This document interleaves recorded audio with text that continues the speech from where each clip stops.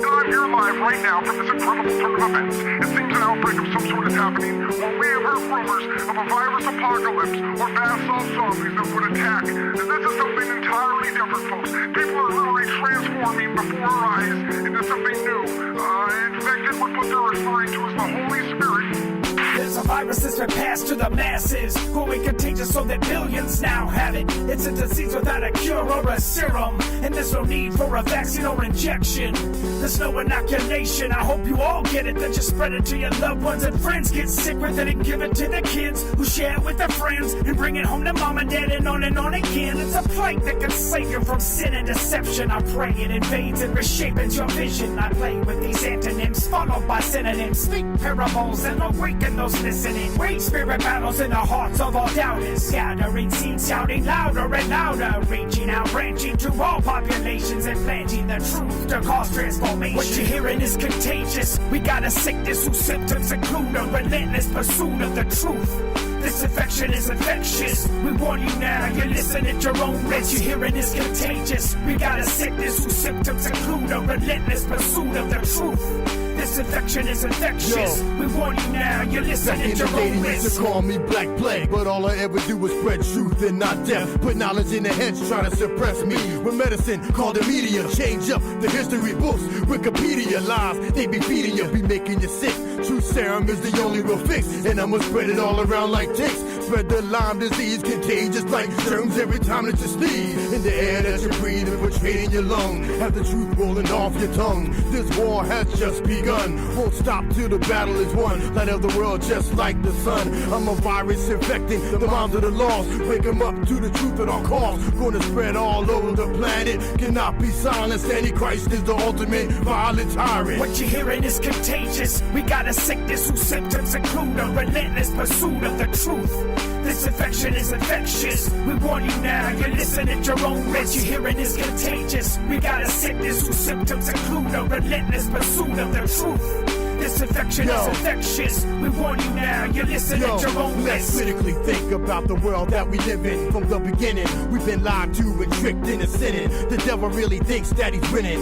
People bend morals and values to fit in. A truth that's sort of spread all over the land. Been derailed by the God of this world. From the plan, let the truth be told. It's time we take a stand. Spoon-fed lies from the media's hands. But you're soon gonna find for real. Like it or not, can't see anything in your views. A blind spot you forgot while you sit on the side. The world rots. This song is like smoking on medicinal pot. It's a cure for I don't wanna know syndrome. You don't care about drones flying over your home. FEMA got America split up in 10 zones. Ignorant to the truth that the Bible's shown. What you're hearing is contagious. We got a sickness whose symptoms include a relentless pursuit of the truth.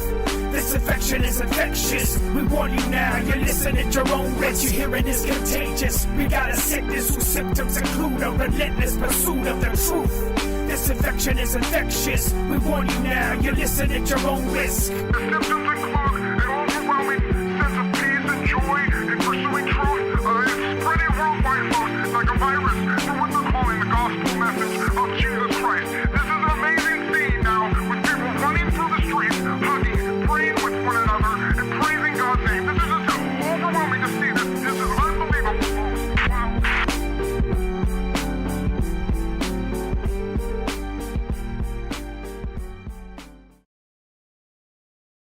No. Okay, we're live, and Sean didn't know it, but we're live, Sean, just in case you didn't know. Hello. Yeah, welcome. You know what we're talking about today, right? You prepared for this? I think we are prepared for this. Yes. Together. Yes, because we watched these together. Yes. I mean, unlike the last movie that we watched together, well, the other one, Where you didn't know what was going on. I actually paid attention. Well, okay, we watched two movies, and oddly enough, they seem nothing alike. But you want to talk about the two movies we watched? You remember that, right? Why do I have to talk about it? Oh my gosh. You talk about it. Oh, okay. Okay. All right. Do it. The Village, which was made in 2004 by M. Night Shyamalan and had Bryce Dallas Howard. I don't know how to say her name. Bryce Howard. Something like that. That's and Joaquin Phoenix and Sigourney Weaver. Bryce Dallas Howard, that's her name. Did I say that? Yes, probably. Adrian Brody. William Hurt. Lots of big name people in this one. And the synopsis, basically, the general storyline is about people that allegedly live in the 19th century. And they have to stay in their village because outside of it are creatures that will attack them if they come into the woods. And they've allegedly come up with an agreement where they won't be attacked if they just stay in the village, and they also have to not wear a certain color, which is red. So if they stay in the village and don't wear red, then they're left alone. But unfortunately, Joaquin Phoenix is a boundary pusher, and he wants to go out into the woods and get medicines that might help people in the town. So interestingly enough, there's a lot to it, and we're going to give spoilers if anybody hasn't seen it, or at least I will. I don't know if Sean's going to talk about it here. But, yes, I am looking to talk about it. Okay. Well, I mean, jump in anytime. Somebody wants me to share the Discord invite, so I'm going to do that. I'm just thinking about what you said before we came on about how these movies are very similar as far as plot-wise, and they are. I guess you say plot-wise and what they're trying to tell us at the same time. So you can see the exact same things in each movie. I guess you want to talk more about Hot Fuzz now, or you want me to just dive into this? No, I think we'll talk about this one first, and then we can talk about similarities when we're all done. But this one in particular was, M. Night Shyamalan, if nobody's ever watched his stuff, he likes to do these kind of twists and turns that people don't expect. And that's what we're going to spoil. But the movie's from 2004. If you haven't seen it, sorry. But anyway, yeah, if I can run through more of the synopsis, or if you have something else, or if you have something you just want to go from there. I think I'm going to wait because, I want to wait. Go ahead and do this. You got to finish the synopsis. Right, so basically to give you the whole spoiler alert, what happens is Joaquin Phoenix wants to go to the towns, as they call it, where he can get medicine and help his people, because there's a young boy that dies, and there's Noah, who is Adrian Brody, who has lots of mental problems that he thinks he could help. So interestingly enough, medicine is going to help this village that's already living off the grid, already living in a, well, we can talk about that in a minute. But Noah thinks that he'll be fine. Not Noah. Joaquin Phoenix's character, I can't remember his name. I can go to this back to the synopsis. It was Lucius. Yes, of course. How could I forget that, Lucius? Well, you didn't watch the movie like I did. That's right. I just skipped it and played around. Anyway, yes, Lucius, which means light, and Ivy, which also means something similar, white.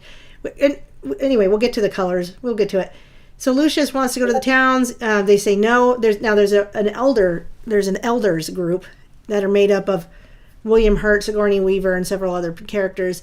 And they say, no, you can't go to the towns because we have an agreement with these creatures. And then something happens again where he walks into the woods. Oh, Noah goes out into the woods and brings back the red berries, which you're not supposed to, the red color is forbidden. And so Lucius says, okay, well, he went out into the woods and they didn't harm him, so I think I can go. And so basically they say no again. And then he and Ivy, who is Bryce Dallas Howard, decide they're going to marry, which upsets Noah. Noah walks into Lucius's, which is Joaquin Phoenix, his house, and stabs him multiple times. And Lucius is on his deathbed now. So now Ivy says she must go to the towns to get medicine, because obviously they've never been prepared for this sort of thing. Did you mention that Ivy was blind? Yes, no, I didn't. Ivy is blind. And it sounds like she went blind as a young person, not born blind. And probably medicine would have helped her too. They soon find out that it was Noah that stabbed him. Noah gets locked in a little house that when he's in trouble, he has to go into because of what he's done. And because Lucius's wounds are so severe, they have to get medicine. And that's when Ivy's dad, who is William Hurt, shows her, or, she's blind, but gives her information that it's a farce. So the only thing keeping everybody in town is a lie, and that the creatures were created by this group of elders, and that the towns are bad and nobody should want to go there. But this is how they control the town. And we'll get into what That sounds familiar. Yeah, we'll get into what that means for even the children that they're lying to. But he tells her you don't have to worry. But he also tells her there were rumors that there were creatures in these woods. Basically, she goes out into the woods with her good color of gold, and interestingly enough, does get attacked by a creature. And she tricks the creature into falling into a pit that she almost fell in herself, or that she fell in but didn't got out. Tricks the creature into falling into a pit, and that's where we see, but she's blind, so she doesn't know that it was Noah in the costume, and he had gotten it out of the floorboards of the house he was locked in, and she tricked, and he dies. So she makes it to this very large wall. She climbs the wall, and during that scene, that's when you see all the elders opening these boxes that they hide secrets in, and yet they sit them out in the middle of the room. But they're secret boxes, and you find out that they're not in the 19th century, that all these people came from modern times, and because William Hurt somehow had a whole lot of money, he created a preserve for them all to live in, where not even planes can fly over. And Ivy doesn't learn this because she's blind. As she gets over the wall, she runs into a guy that's supposed to watch the perimeter, and she doesn't see that he's in a modern vehicle. She hears a strange sound, but he never explains to her what that was, when it was a siren. And her being afraid of the people from the towns, because that's what her parents have done, is her father and all the elders have made her afraid of the towns.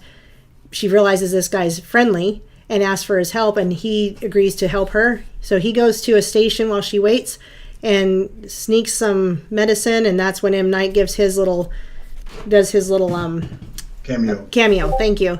And then he says, don't talk to anybody, I've had trouble trying to keep planes from flying over, blah blah. Gives away that and the preserve is named after William Hurt's last name. So anyway, Ivy gets back to the village. The word spreads that she encountered a creature and killed it, so that carries on the belief of a creature that's deadly in the woods. Noah's parents realize it's Noah because they look in there and he's gone, and so is the costume. But they agree all together to carry on the lie by telling everybody Noah was also killed by the creatures. So that's kind of the end of the story, is they live in modern times, but they don't know it. They have the whole village believing, because they've been there long enough, for generations enough, that the whole village believes that this is 1890s, 1890s, and that the towns have things that they can get, but they can't get there because of the creatures. So that's the summary. So yeah, say something about it. Well, you already know what I'm going to say about it. It's basically life imitates art. All right, so they already showed us. We all know about predictive programming and how they show us stuff in movies and TV shows. So with that, everything you just said is what's happening right now with the 6-foot killer. If y'all, I'm speaking in code, but the 6-foot killer is the same thing that they're telling us is out here to control us. It's the same way that these people were told there was a monster in the woods, so they can't go into town, and that monster was used to control them. It's the same exact thing. It's nothing different. It's a farce too. It's all well. So it's a 6-foot killer. That's so. What I'm saying is, it's the same thing that they're telling us about this boogeyman is the same thing that they told them in that movie about that boogeyman, to keep everybody in control, to stop them from going out and doing regular stuff. And then on top of it, like you said, they have the medicine. Well, what did Joaquin Phoenix need medicine for? He got stabbed. Well, before he got stabbed, he wanted to get. Oh, sorry, my volume was up really high and I didn't realize, everybody. Before he got stabbed, he wanted to go get medicine for like Noah and the little boy that had already died. But Ivy went and got medicine for him too. What medicine did he? Like pain relief? He had an infection. Okay, yeah, an infection. All right. Well, bottom line is they had to have medicine to cure everybody, which is the same thing we have. There was a monster out there that was controlling, that was keeping everybody in check, which is exactly what we have right now, a floating 6-foot killer that's out here stopping everybody from doing what we're supposed to be doing, is living our lives like the way God made us to. Interestingly enough, too, the names like Lucius and Ivy and her being blind. Yeah, her being blind, and so we were looking for the symbolism of the Hermetic alchemy, the black, the white, the red, and the gold, and that was really obvious. We've got, I think, the black because she's blind and can't see anything. Yep. The red is the color that they're not allowed to have around, and then the white is her name, and as well as Lucius's name, and the gold is the color that's the safe color that they wear. Yeah, it's all right there. I just, I get tired. I get tired of trying to convince people what I believe to be true. And you don't have to believe anything I'm saying. I'm not asking anybody. I'm not saying that you're crazy for not believing me. If y'all don't want to believe what we're saying about the 6-foot killer, that's fine. You want to walk around with your mask on. You want to walk around in fear. You want to walk around and get shots and jabs and all that stuff. That's fine. That's up to you. I'm not here, and she's not here to convince anybody. I'm just saying. It's like right in front of our faces. They showing us in these movies.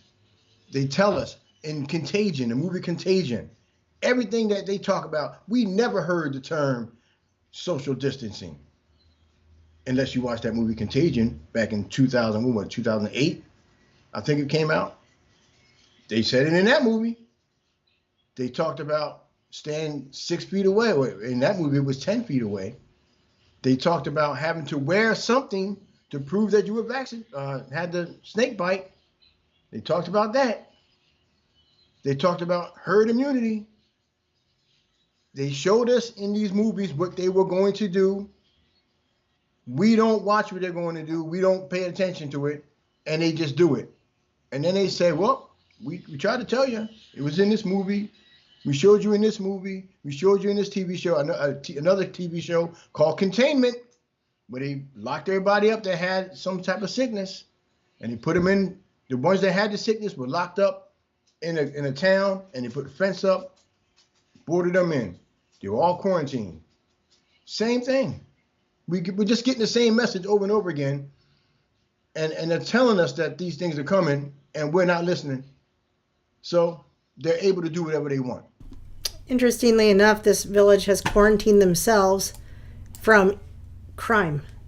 What they're trying to get away from is the fact that what everybody had in common was that they had all been victims of a crime. A father was murdered, a sister was murdered, a brother was murdered, a son, that kind of stuff. And so they had met all through a grief counseling type of group, and they said, okay, let's create this village where there'll be no more there'll be no more crime. Well, then unfortunately Noah commits a crime, and now they've got crime in their little contained, quarantined off village that is on a preserve that they don't even let planes fly over. I guess they don't have to worry about chemtrails there. Can you imagine if you had that kind of money?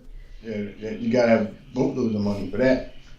You would think, and this guy's supposed to be a psychologist or something, and he had this kind of money to create this. But one thing I wanted to mention is look at what they're doing to children.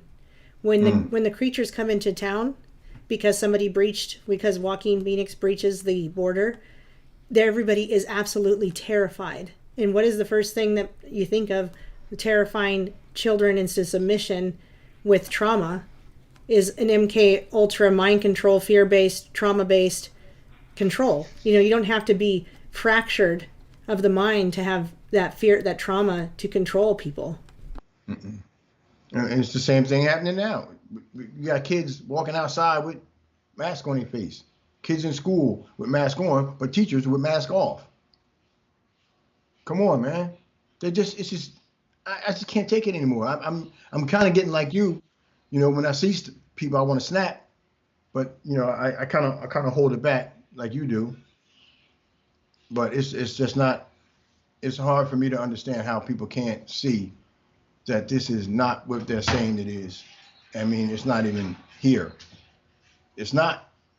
I still don't see it. I just seen everybody at my job. I just came from work. Everybody, same people, same customers. I still don't see no tissues.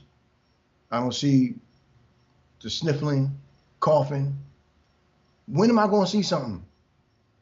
I had all my kids over here last night, all saying the same thing. 6 kids, 6 different kids working 6 different areas in 6 different jobs. All saying the same thing. We don't see nothing. Nobody got nothing. I don't know anybody that has it. Nobody's got nothing. It's just like normal, Dad, they say. Just like it was before they said this. But it's like people believe. If you believe in what they're telling you, you're going to be controlled. The same. Everything is about a belief. And they know that. They know that we believe in God. They can use that against us too. So it's all about a belief in something. You can believe in God. You can believe in the 6-foot killer. But whatever one you believe in, and I'm not saying God's a control mechanism, because God gives us free will. And God is in control of what's happening in this world. But he gives us free will to choose the path that we take. But we have to know that there are consequences for the choices that we make. So that is the difference. And yes, God's in control, of course. He has this, it's all planned out. Everything that he has is already written, and in his mind is already done. But we have free will to choose which path we want to go. And we just have to make sure that we know that there are consequences for choosing the wrong path, and be ready to deal with these consequences. Right. And so, yeah. So the interesting thing in real life that we could compare to this is that it's really only school systems right now that are forcing masks on kids anymore. They're not, at least from most states that I can see, they're not even doing mandates for jobs. Nope. They're not doing mandates for going to the grocery store. And here there hasn't been a mandate since January. So anyway, they're going after the kids, and this thing, and scaring the kids, because even little kids are like, I don't want to get sick, or I don't want to get anyone sick. So just like in this movie, like I said, when these creatures come into town, everybody's absolutely terrified, and nobody even knows of any attack that's ever happened. Because just like you said, just like the FOVID that you and I 99.9% sure does not exist at all. I don't care if you've been sicker this year than any other year. You're just paying more attention to it. You're just paying way more attention to it, because if you got sick 10 years ago, you wouldn't go, it must be that thing that everybody said was going around that never happened before. So what is going on in this video, or this movie, The Village, is no one's ever been attacked. No one's ever seen anybody be attacked. And in fact, most people have never actually seen the creature cross the border until this happened. So it makes it real to them. And then, so then you're like, oh, it is real. And then William Hurt says, literal words is, it's a farce. It's none of it's real. We made it all up. But, there was rumor of these creatures, but we've never actually run into them. And all of our going out in the woods and pretending to be, pretending to do this, and to terrify little children like that, and to not feel badly about it, to feel justified. They even dressed up as the creatures. So, and they had the uniform, the costumes, like you said, under the floorboards in the houses, and they would go out and dress up and scare the kids and scare people. Come on, y'all, don't that sound familiar? Don't it sound like what that's doing to us now? It's exactly the same thing. Just think if everybody just said, you know what? And I said this on my show the other day. Just think if everybody just said, no, we don't believe that. We're not doing it. When they say this is going to happen and you got to have this on your face, and we just say, no, we don't have to go protest. Protesting does nothing if you're going to protest and then turn around and do what they tell you to do anyway. It does nothing. We don't have to. All we got to do is say, no, I don't believe it. You're lying to me. If we all did that, they have no control. They lose everything. They are banking on us to believe something that they tell us. That's why they roll out Dr. Fauci's. That's why they roll out LeBron James's and all these different celebrities, because that's who we look up to. They're our idols, and they wouldn't lie to us. Tom Hanks wouldn't lie to me. He's Tom Hanks. Why would he lie to me? He loves me. He's a celebrity. And so we just believe it. We just sit back and say, okay, Tom Hanks said it, Dr. Fauci said it, this person said it, this doctor said it, President Bush said it, whoever. You believe them.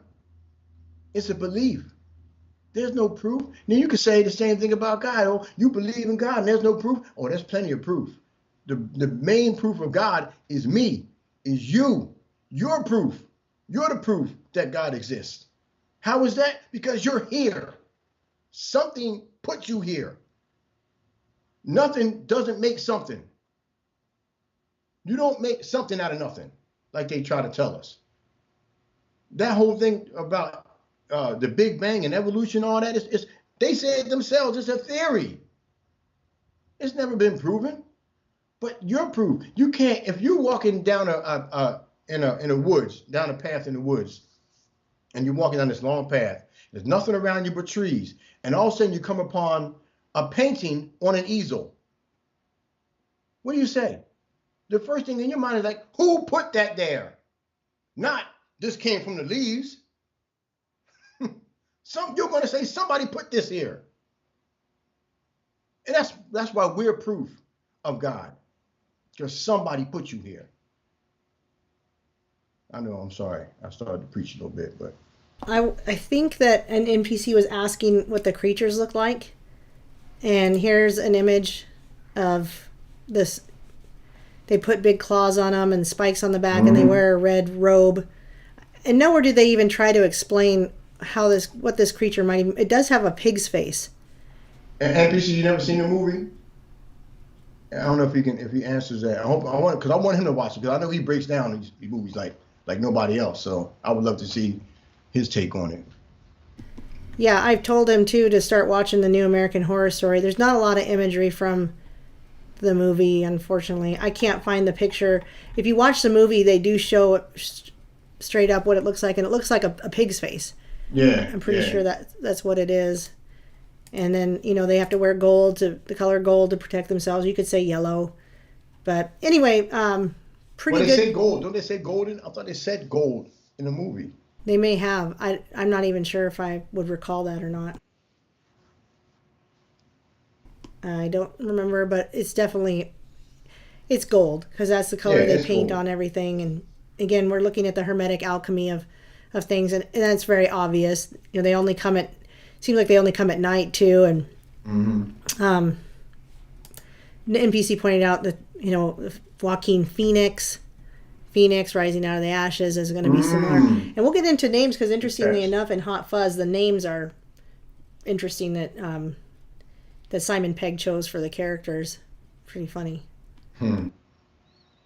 But I just sit back and we watch these shows and you can see it's hidden in plain sight. It's right in front of our eyes. Everything that they're planning is laid out right in front of us, hidden in plain sight for us to see, and we choose not to see. And they know that we're not going to see it, so it makes it so easy for them to manipulate us, to control us, to get us to lock. We locked down our own businesses. We shut down schools. We put ourselves and locked ourselves in our own houses. I didn't, but I'm just saying. I also did not. Stuff they had us doing. They got people walking around with masks on outside with nobody around them. There's people walking around with masks on and kids outside with nobody around them. People driving in cars with masks on and nobody in the car. And they tell you it's to protect somebody else. And you still put it on with nobody in your car. Because you don't think it's protecting somebody else. You think you're protecting yourself. From what?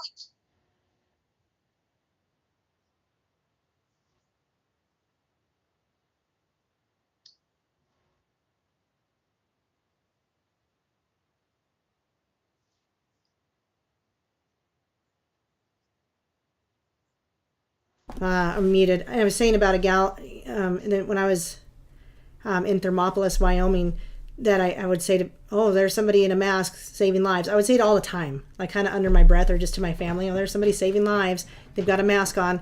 And yet I said it about this gal in Thermopolis, and there's no way the gal heard me, but her mom heard me because you're serving yourself food in this breakfast place, so you're getting yourself some food, then you're going down to the breakfast table.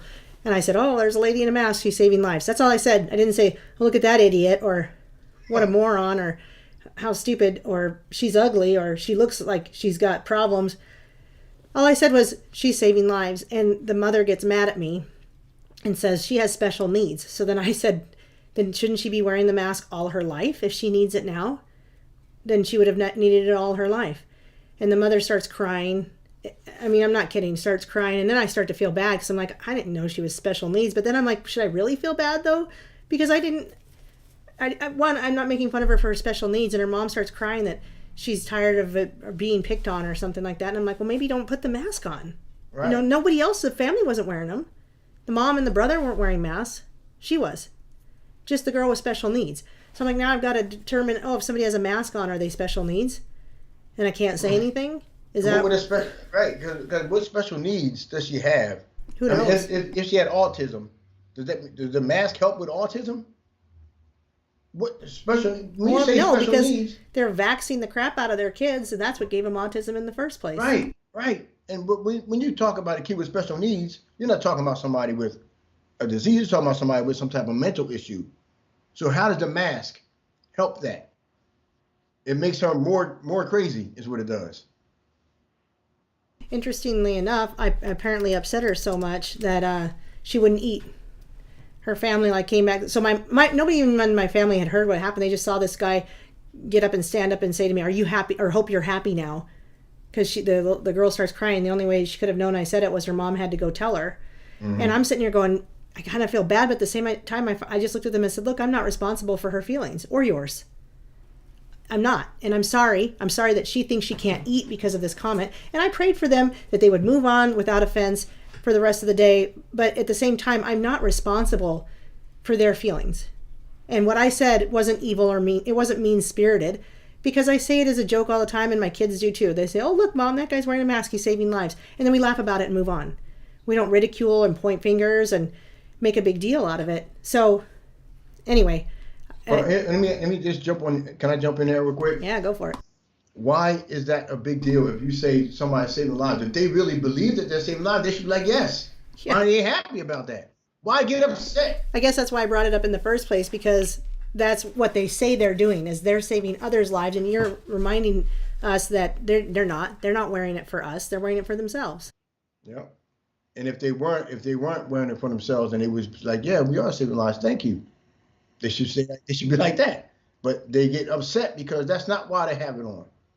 They have it on because they think that even Fauci says it makes people feel more comfortable. You get a little smuts on here, makes you feel more comfortable, makes you feel a little more safe.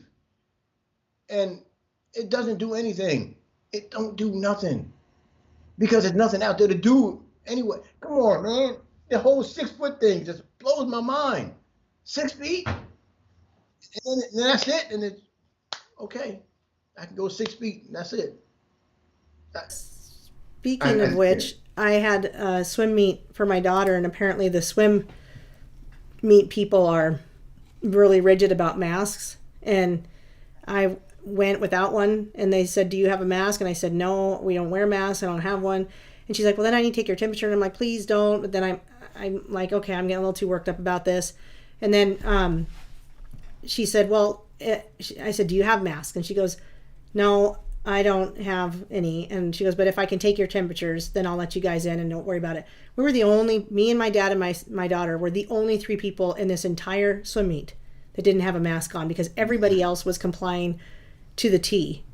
Everybody showed up with a mask because the gal didn't have any masks to give anybody.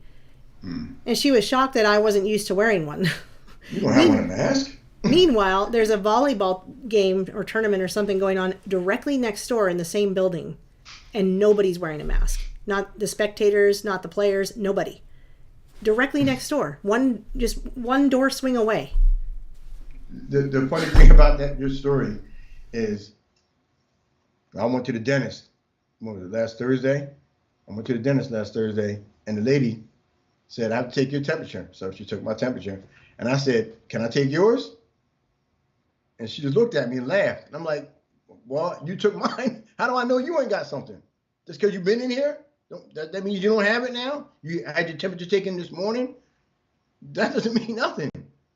And then another thing I was thinking about was, I just forgot what that was. I had another. Darn. Man, I don't know. I'm sure I'll figure it out. Well, you told me I should have asked her if I could take her temperature. But the thing is I already feel the social pressure was on. I felt I didn't, it's not about me. It's for my daughter's swim meet. And I was prepared that we were going to have to wear masks, but I also assumed they'd give us one. I assumed they'd give us one. And so then I'm sitting in there as the only ones not wearing them. And my daughter doesn't care and my dad doesn't care. They're like, cool, whatever. But I felt like somebody was going to say something any minute to us. And some lady leans over and she says, oh, hi, are you new to this? And I'm thinking she's going to say, because you should have a mask. But she didn't. She just was like, oh, I was just trying to find somebody that wasn't new to this because I don't know what I'm doing. And I'm like, oh, well, I'm also new and I don't know what I'm doing. And yet I was so prepared for somebody to yell at me, and nobody said anything. Not one person. I just think it's weird how they take your temperature, but you don't have to take theirs. And the other thing I was thinking about was you're talking about you at a swim meet, and everybody's swimming. Everybody that's swimming don't have to have masks on, but you guys out there had to have masks on. I remember last year when this first started going down, whatever, that year and a half, whatever, there was a boxing match. And the referee had on a mask. This before the snake bite was out. So you can't say that they was snake bitten. You know what I'm saying? They weren't snake bitten, the boxers. But the referee had on a mask, but the boxers did not have on masks. So you're boxing, and the referee's mask is on. He's trying to break them up. They're sweating all over the place and spitting blood all over and snot and all kind of stuff flying all over. Bodily fluids flying all over the place when you box. That was fine before the snake bite. But the ref had a match. After the match, after the fight, they interviewed the boxers, and the lady is 6 foot away from them. These dudes is in there beating each other up. That's the other thing too, is there was a lot of people that would put their mask down. There was even like they call the referees or something. They're not referees though. Whatever. The timers, they would wear their mask down, and nobody really cared. I could tell that nobody really cared, because even the gal, she's like, oh, I'll let you in. She must have known no one was going to say anything to me, because otherwise she'd have never let me in without a mask. And that's my point is, why are we doing this? Some of y'all know and just still do it. Stop doing it. I wanted to tell April, hey, we did go through a whole synopsis of The Village. It's just a mind twist.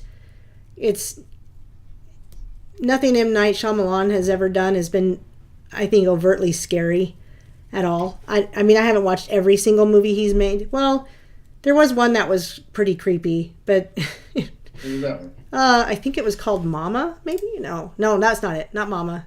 Oh, I got to look up M. Night Shyamalan movies. And anyway, I wanted to point out this picture real quick. That the one eye symbolism, you've got Bryce Dallas Howard here with the one eye. You've got Adrian Brody with the one eye, and then the red color over him. And of course, you could say, well, the red is because that's the forbidden color, but they picked that for a reason. But basically, the only scary part about this movie is the fear that they want you to have from believing there's a creature that absolutely doesn't exist. So wait a minute, are we talking about the movie or are we talking about real life? Yeah, exactly. Exactly. Because that's what we're doing, is we're comparing this to how it's very much real life. There's a group of elite people that are part of the village, that run the village, and they are in control. They're the ones that are the controllers of the whole system, keeping the system for what? The greater good. The greater good. Well, they tick me off on that. The greater good. But like you said, you got controllers over here in the movie.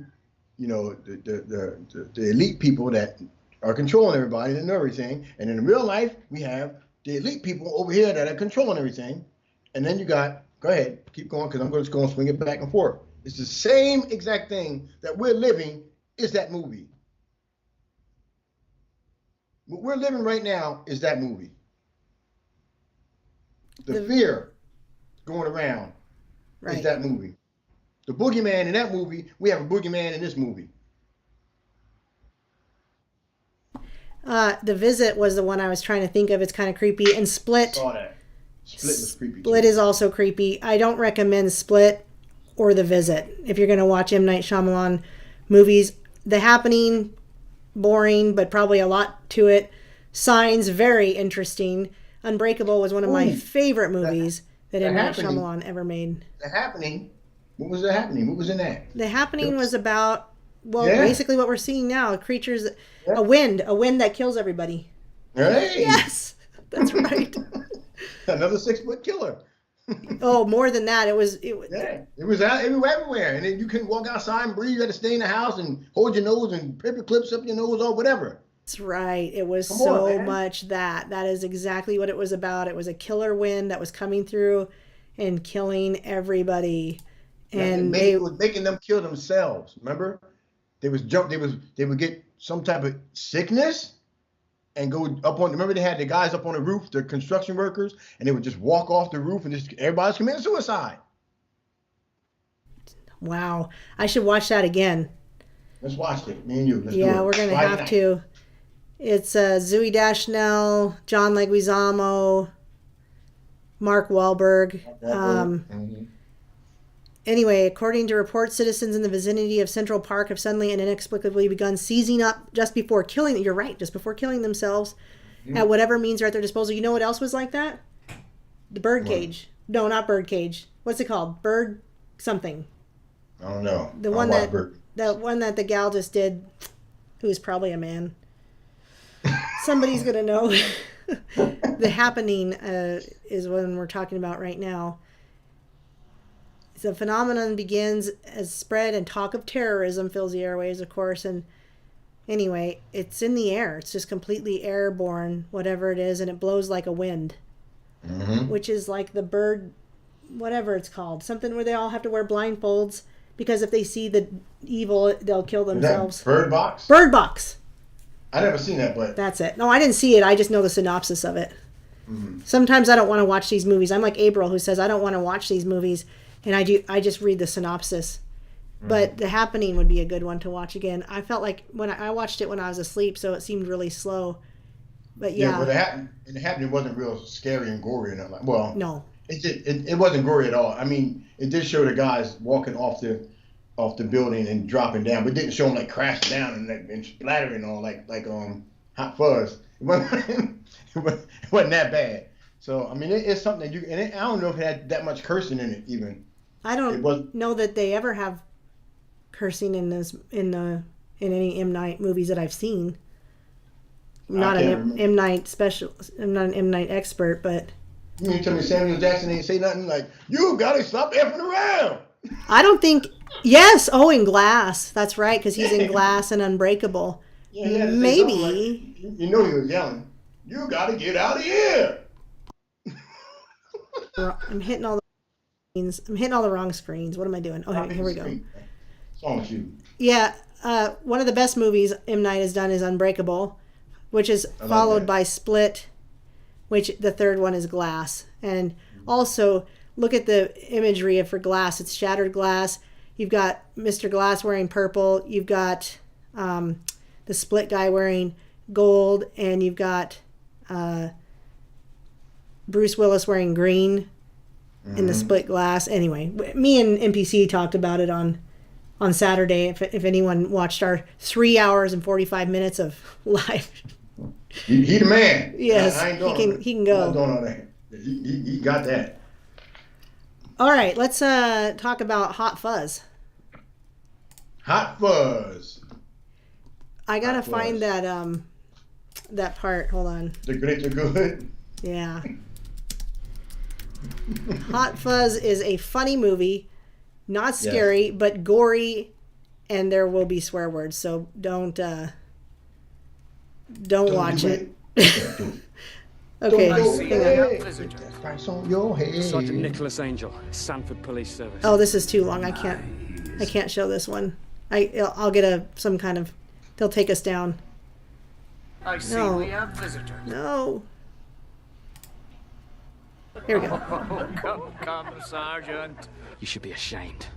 Calling yourself a community that cares. Oh, but we do care, Nicholas. It's all about the greater good.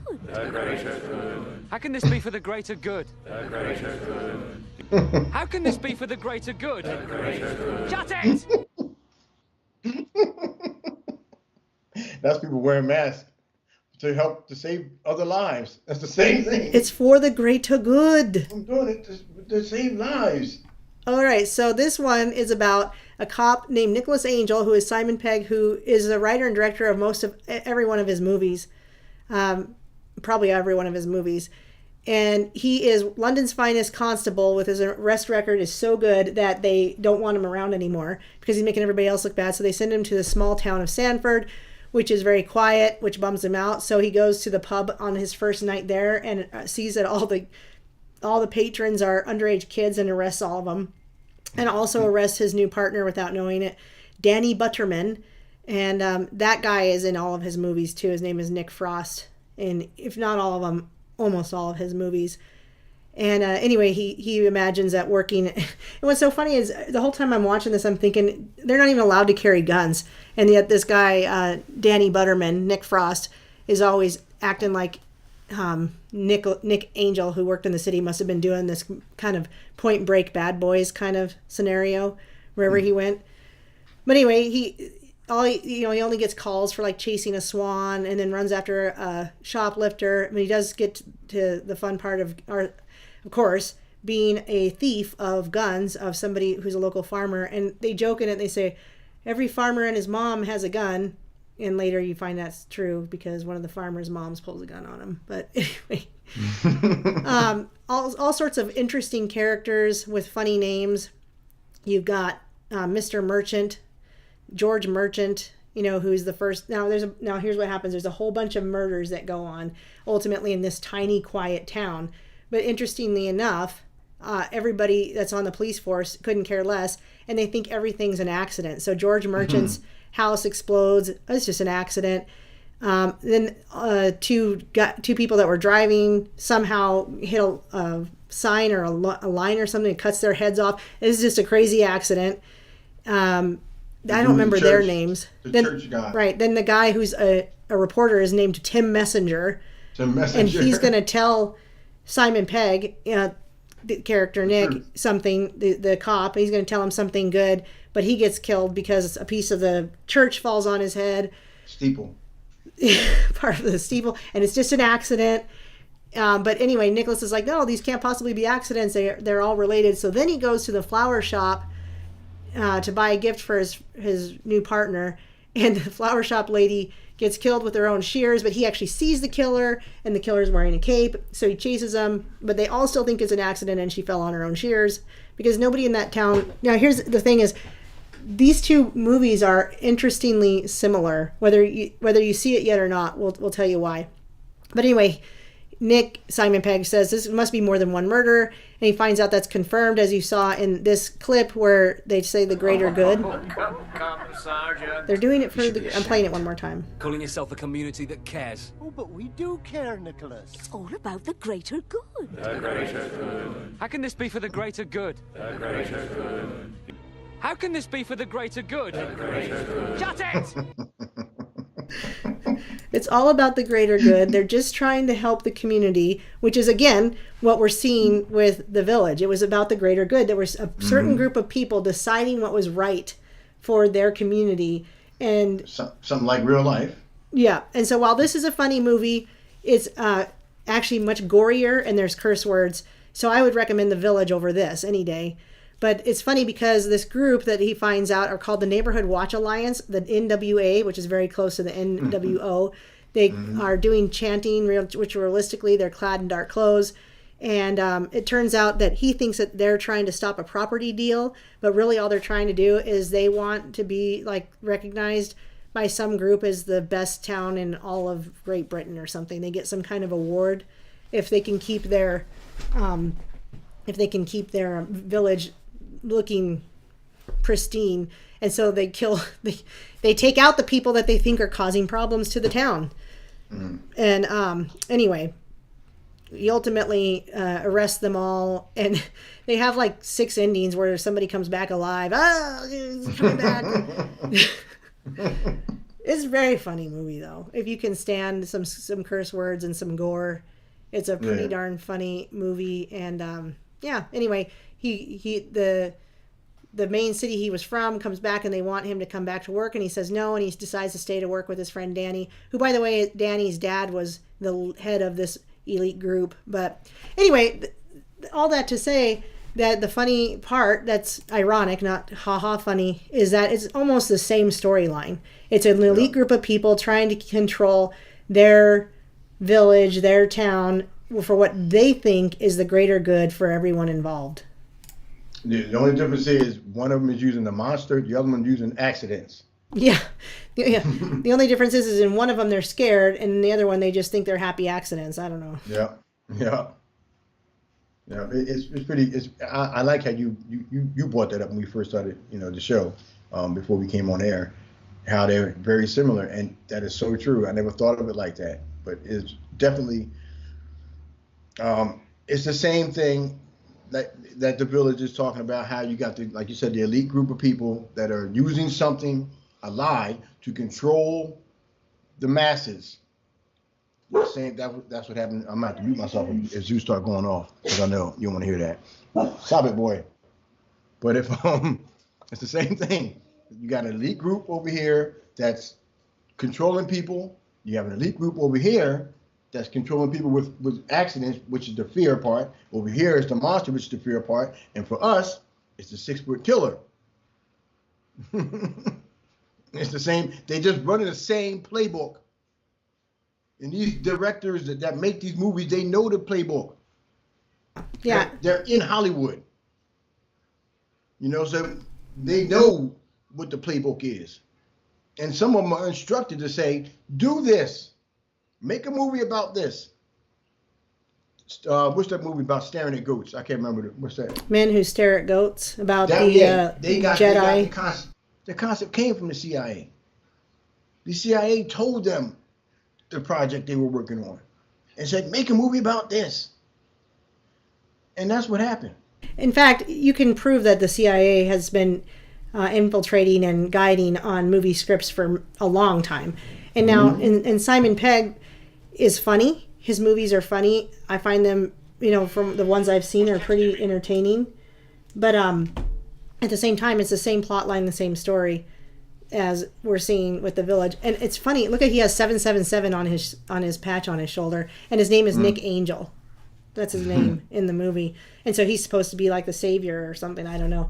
And he kind of is, but I don't know, I guess what else I could say about it is that it's entertaining. If you can, I say people should still be able to watch films and, avoid anything traumatic, just like NPC and I say.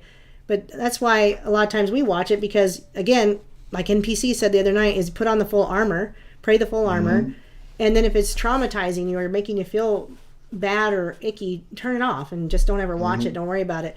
And like I said about some of these movies, I won't watch them. I'll just read the synopsis. And if you saw how descriptive the synopses are, if they have them, when they have a synopsis, oh gosh, I clicked something.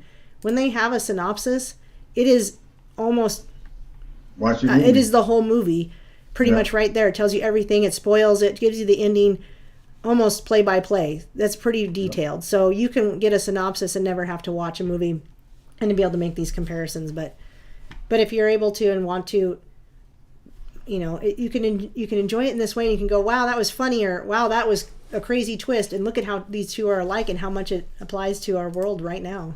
Yeah, that's why I like watching movies with you, because we can watch them together, and while we're watching the movie, you might pick out something, or I might pick out something, and we can, come on these shows and do it, and everything that we find out in the movie, we can let everybody else see. So you don't have to, like you said, you don't have to watch the movie. You can read the synopsis, but I like watching movies. There is an entertainment value in some of the movies, but we watched the one movie that Nicholson recommended, or not to us personally, but said one of his videos was about, we couldn't watch it. It was too much. It was just too much stuff. Both of us were like, shut that down. So you gotta know what your threshold is, what you can handle, what you can't handle, and like NPC says, go on there with the full armor of God on, knowing what you're doing, ready to shut it off, or ready. You don't want the garbage. I always have a saying: garbage in, it goes for eating and mentally or spiritually. Garbage in, garbage out. What you eat, if you eat garbage, your body's gonna be garbage. Same thing spiritually. If you put garbage in your head, you're gonna be garbage. So you just got to be mindful of those things. Truth Loop said something about a movie Old and said it's an M. Night movie, but I can't find anything about that. I remember a movie called Old. It's brand new, isn't it? New? Oh, here we go. Here we go. Yeah, it's a new movie. Hang on. This is Facebook with an opening scene. I don't hear anything. Oh. Sing it, girl. I want a synopsis, not a scene. Spontaneity has been stripped. I'm probably going to get it some kind of taken down. Yeah, it's a movie about people are getting old like every 10 minutes or something like that. They gain like 30 years or something like that. Every 10 minutes or something. I seen the trailer for it on TV.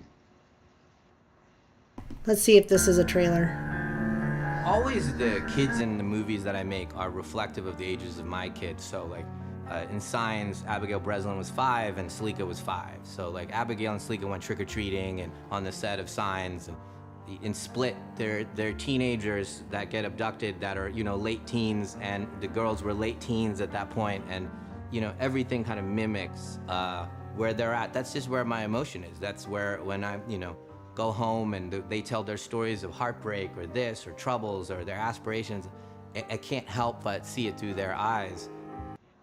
That's not telling us what, that's not giving, why can't I get a trailer?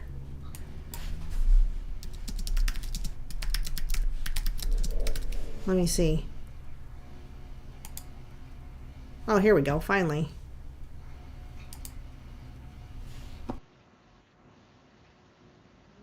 Let's play hide and seek. The body has decomposed.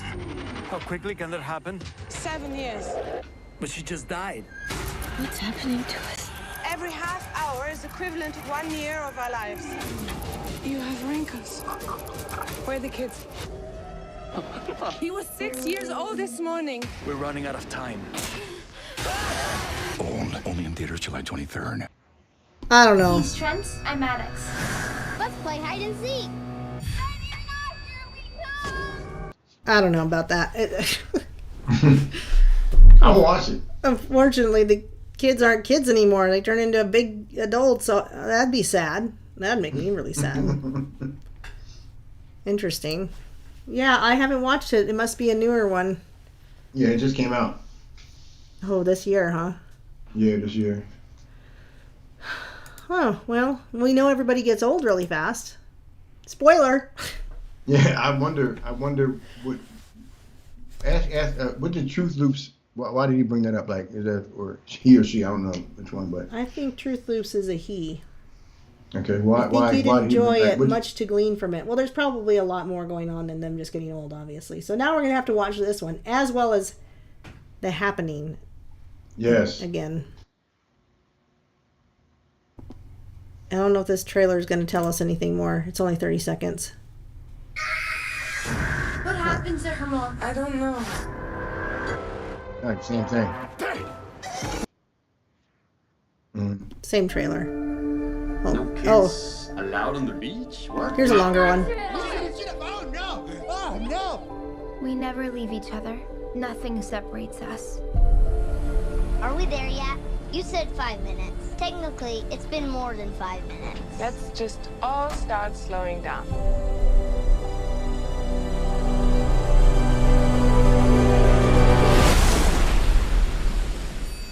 Wow. Do you believe I found this online? I guess it's not that secret a beach. Whoa! Who would leave this? From the hotel! They're so rusted! What's happening? Found stuff from the hotel in the sand. Ready or not, here we come!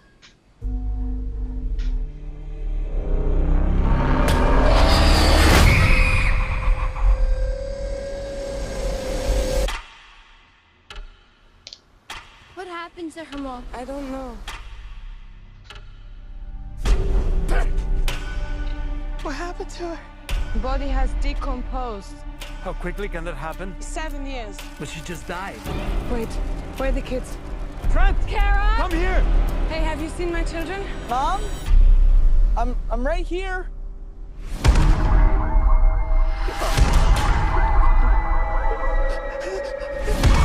Dad, why are you looking at me like that? What's happening to us? My daughter just turned 6 2 weeks ago. Mom? Whatever's happening to us is happening very fast. You have wrinkles. There's something wrong with this beach. What's happening? Mom! Mom! Mom! I'm scared! We have to get off this beach. People are blacking out going this way. If she makes it to the ledge, she might have a chance. Why is she stopping? Why's she stopping? Kara, wake up! Wake up! They have to know what this place does. I don't know. You're lying! Look! What is that? A message. We never leave each other. Nothing separates us. We're connected to something bigger.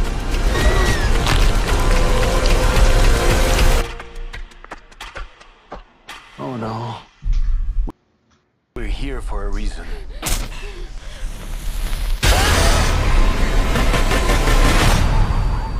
Okay, that was a pretty good extensive trailer. I feel like I know what happens already. Just kidding. Looks like Mission's wife wants to take the jab, and it killed Mission's dad and stepdad, and they claim it was a coincidence. It's just an accident. See, that's exactly what we're talking about. Just an accident. There's no reason to investigate that. Yeah, never blame the snake bite. It was something. Had to be something else. You can never blame the snake bite.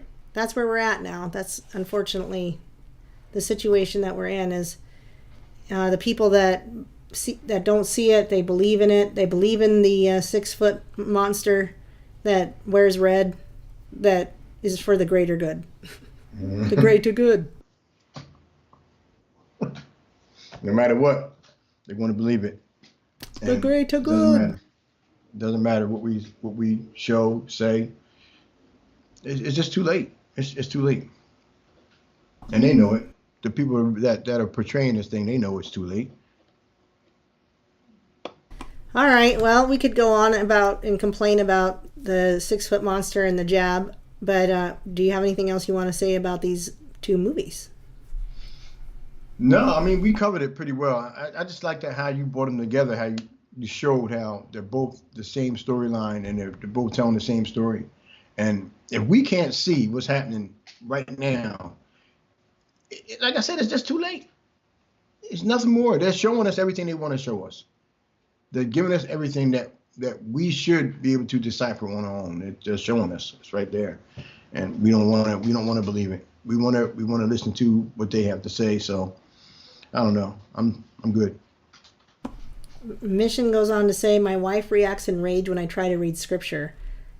And that tells me there's a demonic influence, if not oppression, could be more than I've been there. oppression. I've been there, Mission. I've been there with my ex. It was the same way. Me and my kids would have Bible study. She would come in and just start interrupting. All of a sudden, she want to talk about schoolwork or something. You know what I'm saying? And I'm like, we try and read the Bible. Right in the middle of a verse, she's just jumping in. And then we would me and my kids would say, you want to join us? No, I don't want to join you. No, I want nothing to do with that. And it was just, I feel you, brother. I'm going to pray for you because I've been there, man. And it's not easy, especially when, it's your wife. You love her and you want her to be saved. And all you're doing is what God told you to do, which is the right thing. And you want her to be saved and you want her to join you. I love what we have, you and I, Aaron, because we do this together. We pray together. We read the word together. And it's refreshing to have a person in your life that you can do that with. And I feel your pain, man. So I would definitely want to pray. We're going to pray today about this. And I hope all of us can, we'll pray about it. And I know. It hurts to hear that because I've been through it, so I know what you're feeling. Since we're at that point, should we close out in prayer? Let's do that. Would you want to do the honors, or shall I? I don't. We can do it. Yeah, I don't mind. All right. I'm ready. I'll let you take it. All right. Everybody, please bow your heads. Heavenly Father, once again, we come to you in prayer, Lord, and just first of all, Lord, just thank you for everything that you do for us, for waking us up this morning, for giving us the strength to go out throughout the day, for giving me the strength to go to work, and everybody that's out here in the chat room, and you know, just giving them the strength to go on about their day and do what they have to do. And Lord, I want to thank you for bringing Erin into my life. I pray this prayer every night, and I can't say it enough. I'm so thankful for having her as a part of my life. And everybody in this chat room, I don't know everybody. I'm not as close with everybody as I would like to be. I don't do the chat room stuff. I'm sorry, Lord. And Lord, you know that's how it's always been like that with me. But I love each and every one of you guys out there. And God knows that. And I'm thankful for each and every one of you, for bringing each and every one of you into my life. And everything that we say on here, I know doesn't go along with what everybody thinks. But that doesn't matter, Lord. I'm just thankful that they're in my life. I'm thankful that they're part of us, part of this ministry. And I'm thankful for them. And I ask you, Lord, that you will watch over them and their families, each and every one of them. Give them strength, their families, the strength to go on throughout the day in this crazy world, seeing the things that are going on. Give them the strength to and humility, not to snap, because I know I need that. I know Erin needs that, because it's like so much. It's hard, and I'm just thankful that we have each other to lean on. And Lord, I'm going to pray for my brother's wife. I don't know her name, but Lord, you know her. And I want to pray that her heart is softened, Lord, that you soften the coldness in her heart towards your word, Lord, because he is just trying to do your will. And I know what it's like, Lord, to be unequally yoked. And it's not easy. And I know we're not supposed to be that way. I don't know if she's born again or not, but I do know that when he reads the word of God and she's coming at him a certain way, that it's not something that you want. I'm sorry. Please hold. All right, I'm good. I'm just going to finish because I really feel what this brother's going through, Lord, and you know that I've been through that. And I just pray for his wife that she has her heart softened, and if she's not born again, that you work on her through him as the spiritual leader of that family, that he can show humility, that he can show strength, that he can show a light that she can look at and say, and that he will also have an inner peace in him, Lord, so that when all this stuff is going on, and I feel the same way, that when stuff like this is going on, and unbelievers should be able to look at us and say, why aren't they freaking out? Why aren't they going crazy? Why aren't they afraid? Why are they so calm? Because Jesus gives us that calm, Lord. He was walking out on water. He told Peter to walk out, and Peter had his eyes on him, and he was walking on water. And the minute Peter took his eyes off of him, he fell. We have to keep our eyes on you, Lord. And at the same time, we know that when the storm is around us, Lord, we know what you said on that boat, peace be still, and you calm the storm. And by us keeping our eyes on you, Lord, we can have that calm. We can be calm in the storm, and others will look at us, and we can be a light to others, and they can look at us and say, why are they that way? And that gives us the opportunity to witness to them. So Lord, please let that be something that my brother can lean on and can use to help bring his wife to you and soften her heart, Lord, and let him plant the seed and you grow the plant. If that's your will, Lord, I pray for him. I pray for everybody in this that's listening and their families. In Jesus' name I pray, amen.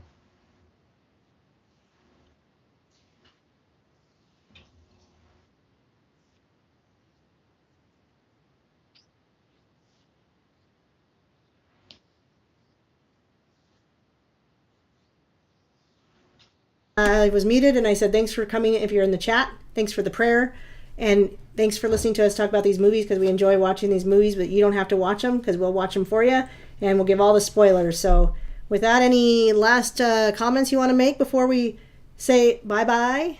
I just want to say I love y'all, man, and y'all can hit me up. You can find my number on Facebook, or you can email me, vemusic1@gmail.com. Need to talk, prayer.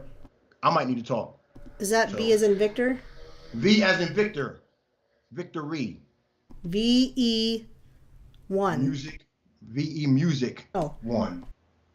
V as in Victor, Music. VE Music 1 at gmail.com. Gmail.com. Okay. Hit me up. Let me type it real quick. VE Music 1 at gmail.com. And why you don't know my email? Because I've never used it. And I'm Lady Liberty at countermail.com. And if you want us to pray with you, it's on the phone or just through an email, we'll do any of that. So, all right. Well, thanks to you to being with us, and I'll finish it off with the anyway, I thought I had the screen up, a different screen. What am I doing? I don't know what screen I have up. Anyway, bye everybody. We're gonna take off for the day, and I hope we'll see you. Buy crypto. Get some crypto from you. Yeah, buy crypto, because on November 1st it's going live on 2 exchanges, which means it's gonna go up in value pretty quick. And I would say you're gonna want to buy more or buy some before the 1st. So, and that means you too, Ninja. You got it. All right. Have a great day. Peace out. See y'all. Bye. Peace.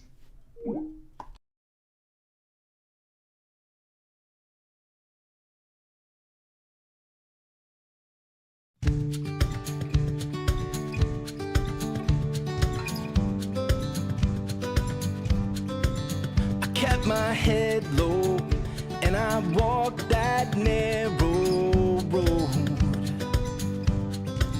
as mighty men roamed who devoured both house and home.